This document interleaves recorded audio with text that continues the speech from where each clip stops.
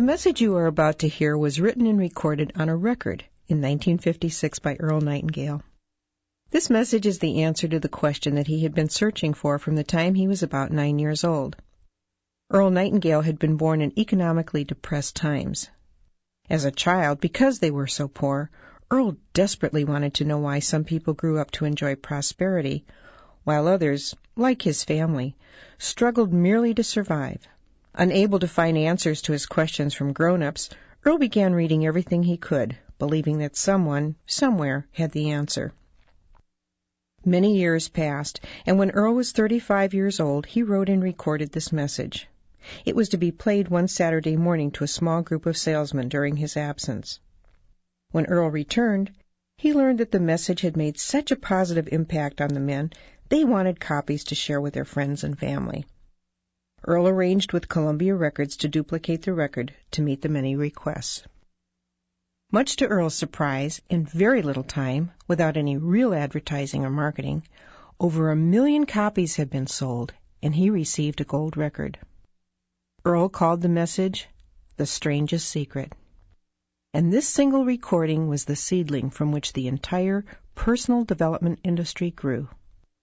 And because Earl had discovered the true meaning of the strangest secret, which determines the outcome of one's life, he went from poverty to become one of the most highly recognized voices and names throughout the United States and from the West Indies to South Africa.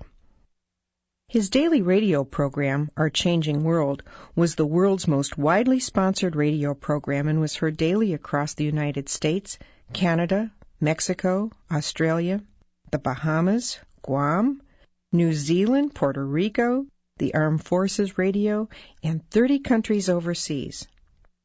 I'm Diana Nightingale, and since my husband's death in 1989, I have continually looked for new effective ways to continue to share Earl's many messages of inspiration with the world. The personal development industry is so vast today, and yet people around the world attribute the strangest secret as being the one message that has most positively affected their lives. Earl revised The Strangest Secret several times over the past 40 years as times changed. Because of these changes, I believe you will appreciate the historic value of this original recording. As you listen, you will notice how the statistics reflect those of the mid-1950s. You'll also hear Earl mention the other side of the record. But 40 years later, the message is as true and valuable as it was then. Now I invite you to sit back, relax, and enjoy the original The Strangest Secret by Earl Nightingale.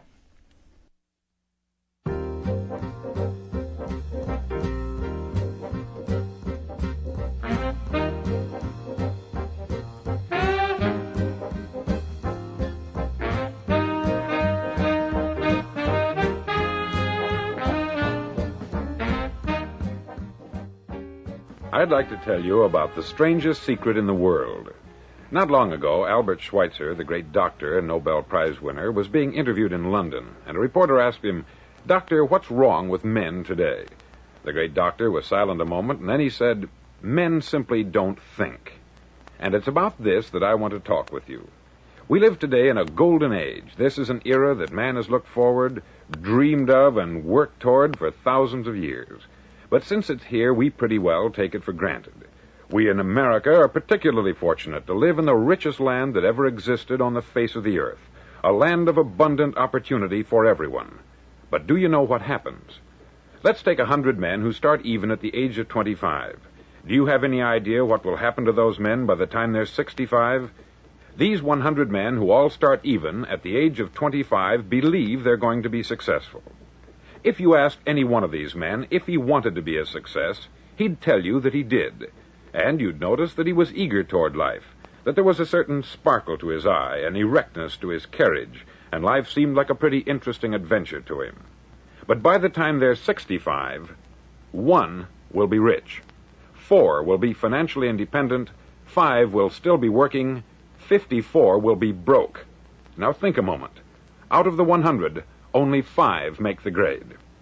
Why do so many fail? What has happened to the sparkle that was there when they were 25? What's become of the dreams, the hopes, the plans? And why is there such a large disparity between what these men intended to do and what they actually accomplished. When we say about 5% achieve success, we have to define success. And here's the definition. Success is the progressive realization of a worthy ideal. If a man is working toward a predetermined goal and knows where he's going, that man is a success. If he's not doing that, he's a failure. Success is the progressive realization of a worthy ideal. Rollo May, the distinguished psychiatrist, wrote a wonderful book called Man's Search for Himself. And in this book he says, the opposite of courage in our society is not cowardice, it is conformity. And there you have the trouble today. It's conformity. People acting like everyone else, without knowing why, without knowing where they're going. Now think of it. In America right now, there are over 14 million people 65 years of age and over, and about 13 million of these 14 million are broke. They're dependent on someone else for life's necessities. Now, we learn to read by the time we're 7. We learn to make a living by the time we're 25. Usually, by that time, we're not only making a living, we're supporting a family. And yet, by the time we're 65, we haven't learned how to become financially independent in the richest land that has ever been known. Why? We conform. And the trouble is that we're acting like the wrong percentage group, the 95% who don't succeed. Now, why do these people conform? Well, they don't know, really. These people believe that their lives are shaped by circumstances, by things that happen to them, by exterior forces. They're outer-directed people. A survey was made one time that covered a lot of men, working men, and these men were asked this question. Why do you work? Why do you get up in the morning? 19 out of 20 had no idea. If you ask them, they'll say, everyone goes to work in the morning. And that's the reason they do it, because everyone else is doing it. Now let's get back to our definition of success. Who succeeds? The only man who succeeds is the man who is progressively realizing a worthy ideal. He's the man who says, I'm going to become this, and then begins to work toward that goal. I'll tell you who the successful people are. A success is the school teacher who's teaching school because that's what she wanted to do. The success is the woman who's a wife and mother because she wanted to become a wife and mother and is doing a good job of it. The success is the man who runs the corner gas station because that's what he wanted to do. The success is the successful salesman who wants to become a top-notch salesman and grow and build with his organization. A success is anyone who is doing deliberately a predetermined job because that's what he decided to do deliberately. But only 1 out of 20 does that. That's why today there isn't really any competition, unless we make it for ourselves. Instead of competing, all we have to do is create.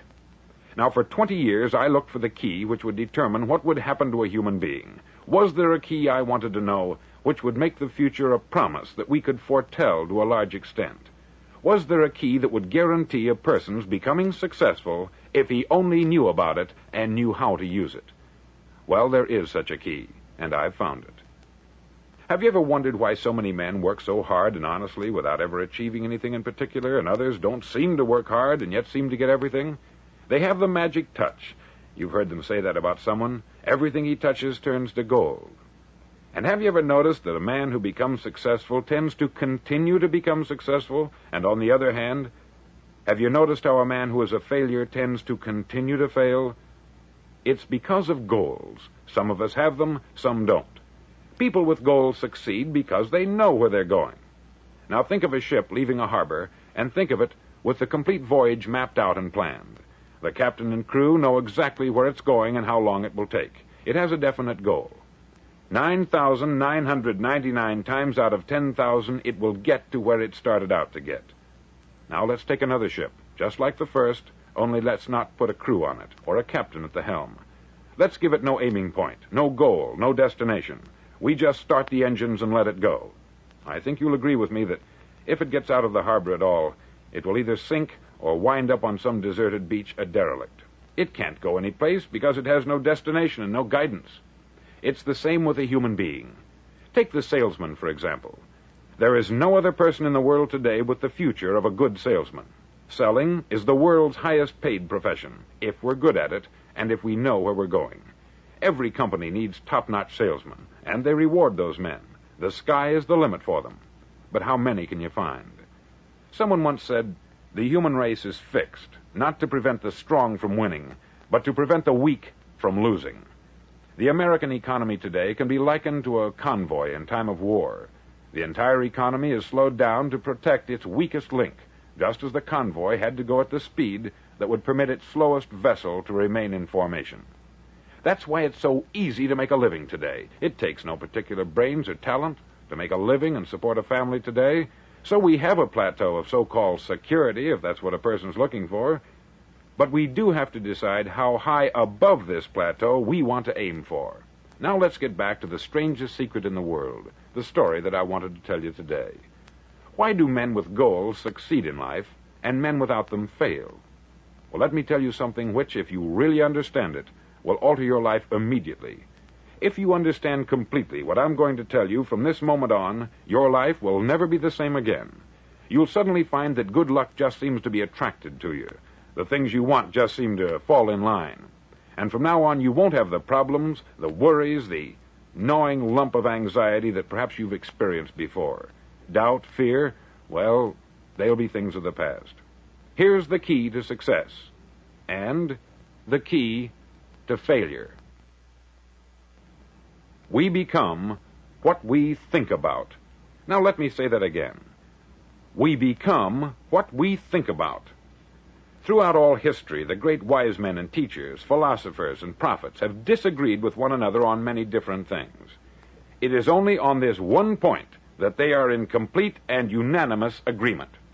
Listen to what Marcus Aurelius, the great Roman emperor, said. He said, "A man's life is what his thoughts make of it."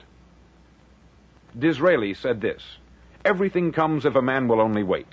I have brought myself by long meditation to the conviction that a human being with a settled purpose must accomplish it, and that nothing can resist a will that will stake even existence for its fulfillment." Ralph Waldo Emerson said this, "A man is what he thinks about all day long." William James said, "The greatest discovery of my generation is that human beings can alter their lives by altering their attitudes of mind."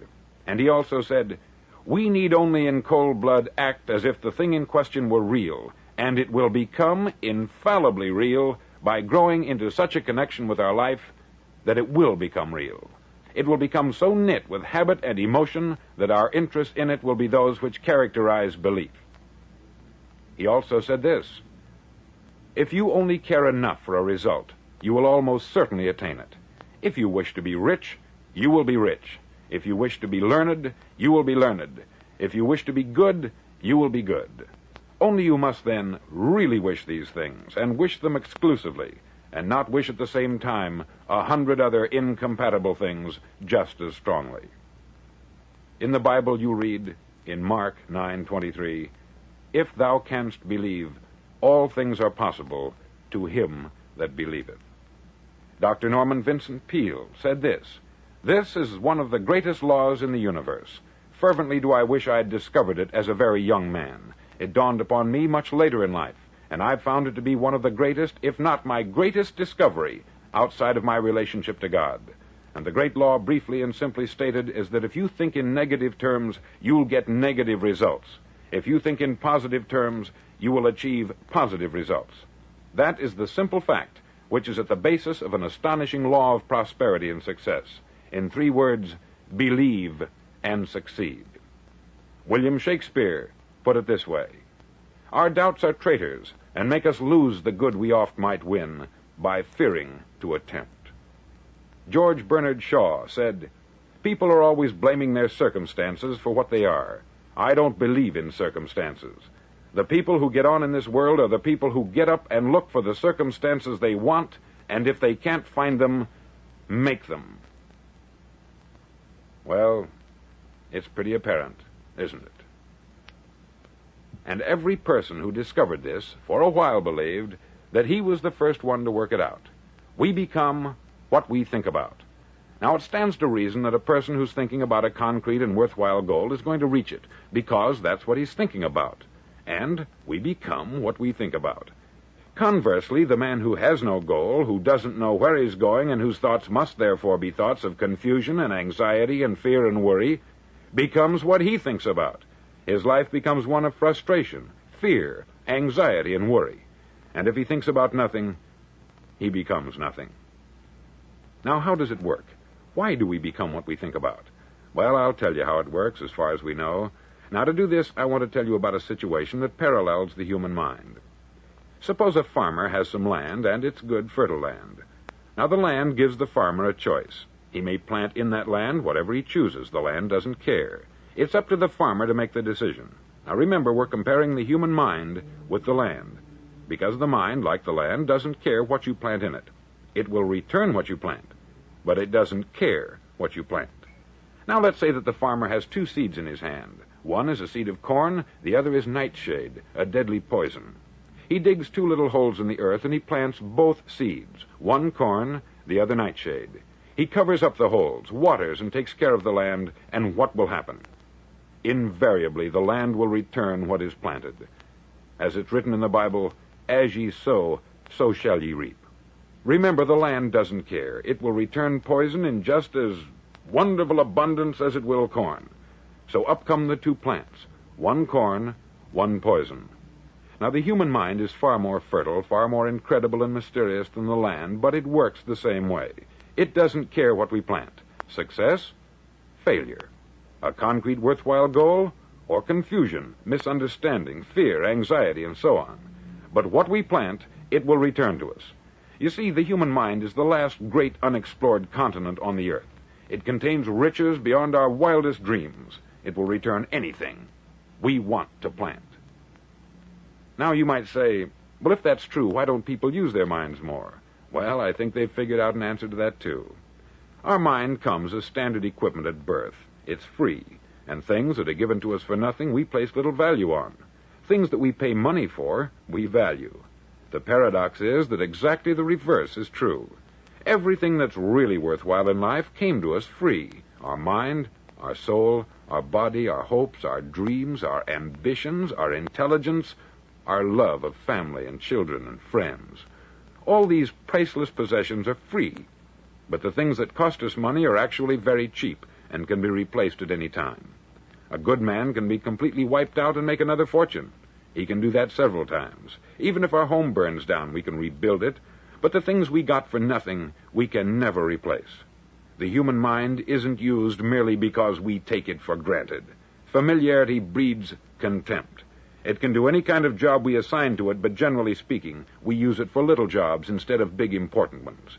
Universities have proved that most of us are operating on about 10% of our abilities. Decide now, what is it you want? Plant your goal in your mind. It's the most important decision you'll ever make in your entire life. Do you want to be an outstanding salesman, a better worker at your particular job? Do you want to go places in your company, in your community? All you've got to do is plant that seed in your mind. Care for it. Work steadily toward your goal, and it will become a reality. It not only will, there's no way that it cannot. You see, that is a law, like the laws of Sir Isaac Newton, the laws of gravity. If you get on top of a building and jump off, you'll always go down. You'll never go up. And it's the same with all the other laws of nature. They always work. They're inflexible. Think about your goal in a relaxed, positive way. Picture yourself in your mind's eye as having already achieved this goal. See yourself doing the things you will be doing when you've reached your goal. Ours has been called the phenobarbital age, the age of ulcers and nervous breakdowns. At a time when medical research has raised us to a new plateau of good health and longevity, far too many of us worry ourselves into an early grave trying to cope with things in our own little personal ways, without learning a few great laws that will take care of everything for us. These things we bring on ourselves through our habitual way of thinking. Every one of us is the sum total of his own thoughts. He is where he is because that is exactly where he really wants to be, whether he'll admit that or not. Each of us must live off the fruit of his thoughts in the future, because what you think today and tomorrow, next month and next year, will mold your life and determine your future. You're guided by your mind. I remember one time I was driving through Arizona, and I saw one of those giant earth-moving machines roaring along the road at about 35 miles an hour with what looked like 20 tons of dirt in it, a tremendous, incredible machine, and there was a little man perched way up on top with the wheel in his hands guiding it. And as I drove along, I was struck by the similarity of that machine to the human mind. Just suppose you're sitting at the controls of such a vast source of energy. Are you going to sit back and fold your arms and let it run itself into a ditch? Or are you going to keep both hands firmly on the wheel and control and direct this power to a specific, worthwhile purpose. It's up to you. You're in the driver's seat. You see, the very law that gives us success is a two-edged sword. We must control our thinking.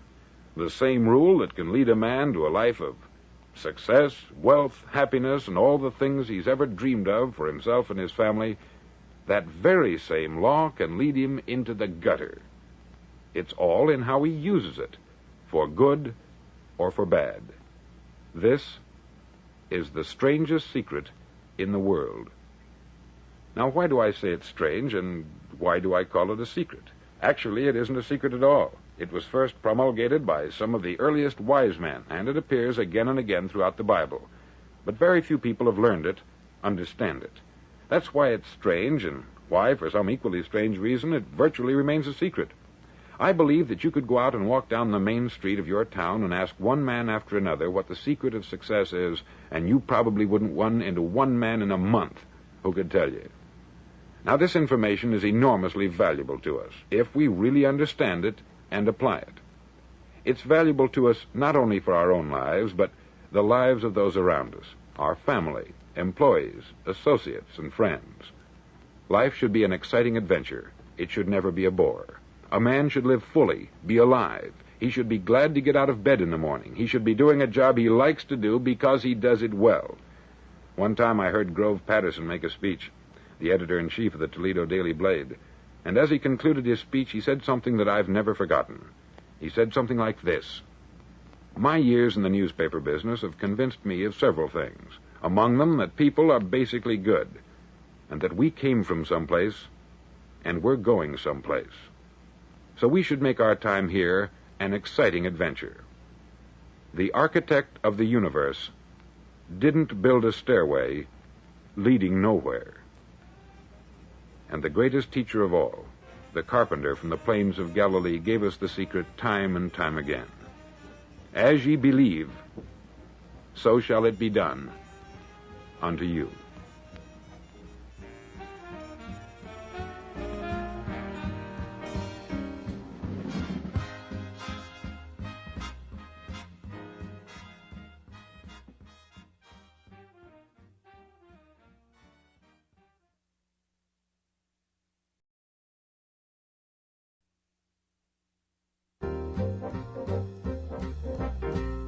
On side number 1 of this record, I've explained the strangest secret in the world and how it works.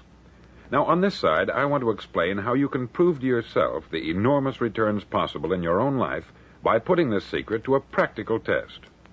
I want you to make a test that will last 30 days. Now, it isn't going to be easy. If you'll give it a good try, it will completely change your life for the better. Back in the 17th century, Sir Isaac Newton, the English mathematician and natural philosopher, gave us some natural laws of physics which apply as much to human beings as they do to the movement of bodies in the universe. Now, one of these laws is that for every action, there is an equal and opposite reaction. Simply stated, as it applies to you and me, it means we can achieve nothing without paying the price. The results of your 30-day experiment will be in direct proportion to the effort you put forth. To be a doctor, you must pay the price of long years of difficult study. To be successful in selling, and remember that each of us succeeds to the extent of his ability to sell, selling our families on our ideas, selling education in schools, selling our children on the advantages of living the good and honest life, selling our associates and employees on the importance of being exceptional people, to, of course, the profession of selling itself. But to be successful in selling our way to the good life, we must be willing to pay the price. Now, what is that price? Well, it's many things.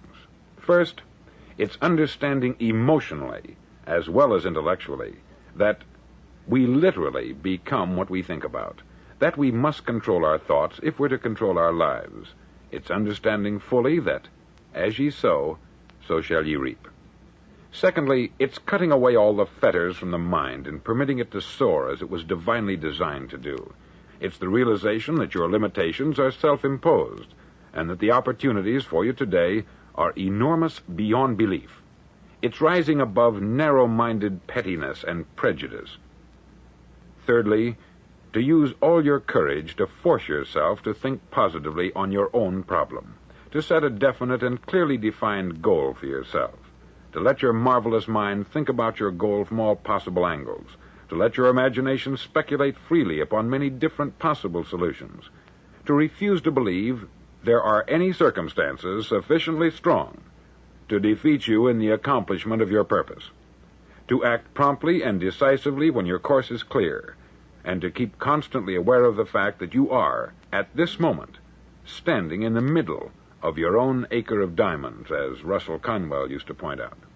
Fourth, save at least 10% of what you earn. It's also remembering that no matter what your present job, it has enormous possibilities if you're willing to pay the price. Now let's just go over the important points in the price each of us must pay to achieve the wonderful life that can be ours. It is, of course, worth any price. 1, you will become what you think about. 2, remember the word imagination. Let your mind soar. 3, courage. Concentrate on your goal every day. 4, save 10% of what you earn. And action. Ideas are worthless unless we act on them. Now I'll try to outline the 30-day test I want you to make. Now keep in mind that you have nothing to lose by making this test, and everything you could possibly want to gain. There are 2 things that may be said of everyone. Each of us wants something, and each of us is afraid of something. I want you to write on a card what it is you want more than anything else. It may be more money. Perhaps you'd like to double your income or make a specific amount of money. It may be a beautiful home. It may be success at your job. It may be a particular position in life. It could be a more harmonious family. Each of us wants something. Write down on your card specifically what it is that you want. Make sure it's a single goal and clearly defined. You needn't show it to anyone, but carry it with you so that you can look at it several times a day. Think about it in a cheerful, relaxed, positive way each morning when you get up, and immediately you have something to work for, something to get out of bed for, something to live for. Look at it every chance you get during the day and just before going to bed at night. As you look at it, remember that you must become what you think about, and since you're thinking about your goal, you realize that soon it will be yours. In fact, it's yours really the moment you write it down and begin to think about it. Look at the abundance all around you as you go about your daily business. You have as much right to this abundance as any other living creature. It's yours for the asking. Now we come to the difficult part. Difficult because it means the formation of what is probably a brand new habit, and new habits are not easily formed. Once formed, however, it'll follow you for the rest of your life. Stop thinking about what it is you fear. Each time a fearful or negative thought comes into your consciousness, replace it with a mental picture of your positive and worthwhile goal. There will come times when you will feel like giving up. It's easier for a human being to think negatively than positively. That's why only 5% are successful. You must begin now to place yourself in that group. For 30 days, you must take control of your mind. It will think only about what you permit it to think. Each day for this 30-day test, do more than you have to do. In addition to maintaining a cheerful, positive outlook, give of yourself more than you've ever done before. Do this knowing that your returns in life must be in direct proportion to what you give. The moment you decide on a goal to work toward, you're immediately a successful person. You're then in that rare and successful category of people who know where they're going.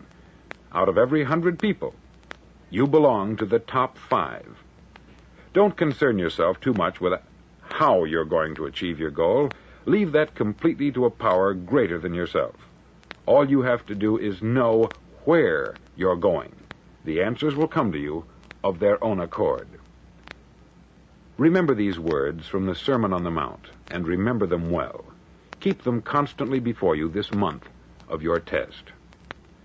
Ask, and it shall be given you. Seek, and ye shall find. Knock, and it shall be opened unto you.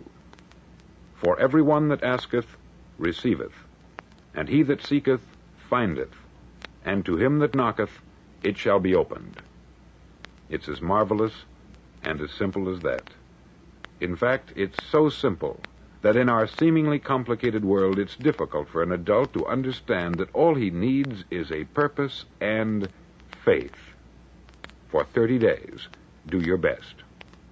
If you're a salesman, go at it as you've never done before, not in hectic fashion, but with the calm, cheerful assurance that time well spent will give you the abundance in return you deserve and want. If you're a homemaker, devote your 30-day test to complete giving of yourself without thinking about receiving anything in return, and you will be amazed at the difference it makes in your life. No matter what your job, do it as you've never done it before for 30 days. And if you've kept your goal before you every day, you'll wonder and marvel at this new life you've found. Dorothea Brand, outstanding editor and writer, discovered it for herself and tells about it in her fine book, Wake Up and Live. Her entire philosophy is reduced to the words, act as though it were impossible to fail. She made her own test with sincerity and faith, and her entire life was changed to one of overwhelming success. Now you make your test for 30 full days. Don't start your test until you've made up your mind to stick with it. You see, by being persistent, you're demonstrating faith. Persistence is simply another word for faith. If you didn't have faith, you would never persist. If you should fail during your first 30 days, by that I mean suddenly find yourself overwhelmed by negative thoughts, you've got to start over again from that point and go 30 more days. Gradually, your new habit will form until you find yourself one of that wonderful minority to whom virtually nothing is impossible. Don't forget the card. It's vitally important as you begin this new way of living. On one side of the card, write your goal, whatever it may be.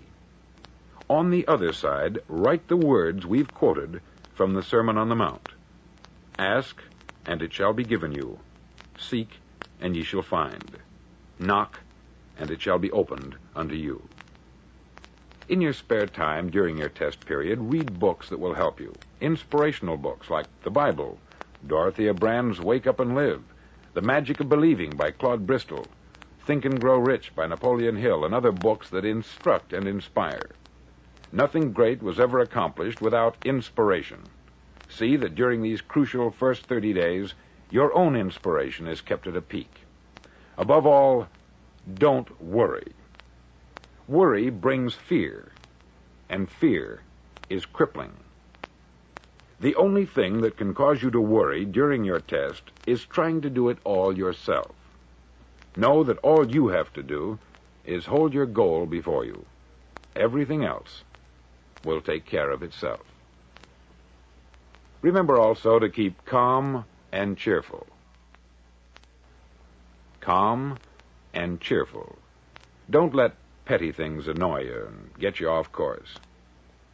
Now, since making this test is difficult, some may say, well, why should I bother? Well, look at the alternative.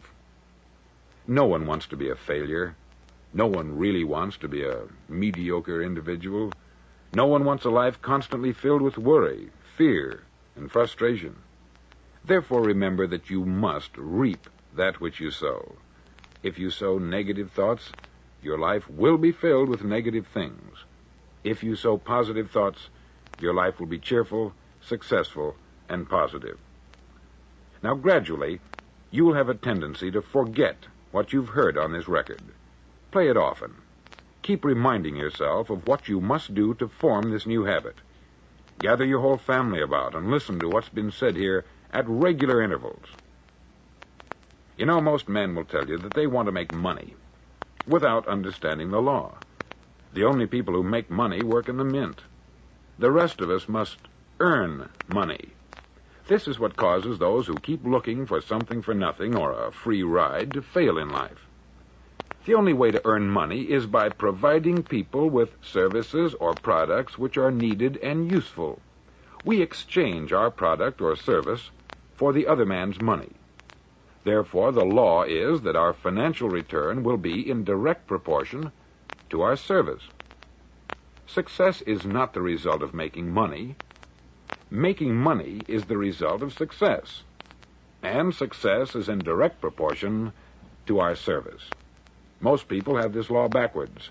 They believe that you're successful if you earn a lot of money.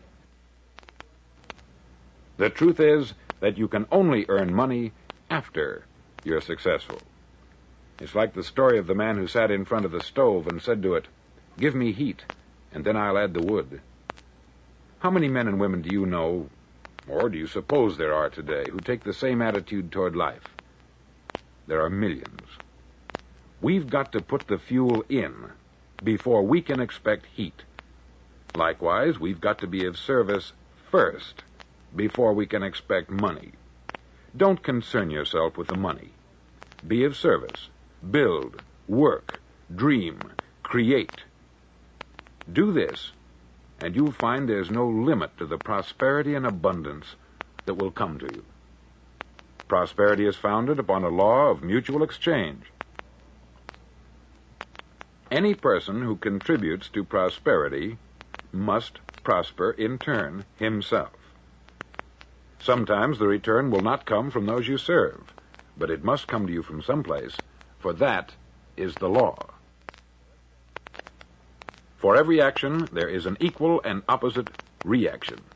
As you go daily through your 30-day test period, remember that your success will always be measured by the quality and quantity of service you render, and money is a yardstick for measuring this service. No man can get rich himself unless he enriches others. There are no exceptions to a law.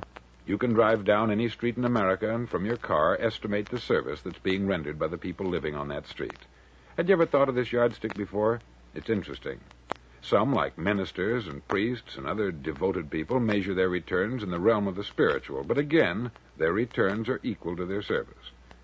Once this law is fully understood, any thinking person can tell his own fortune.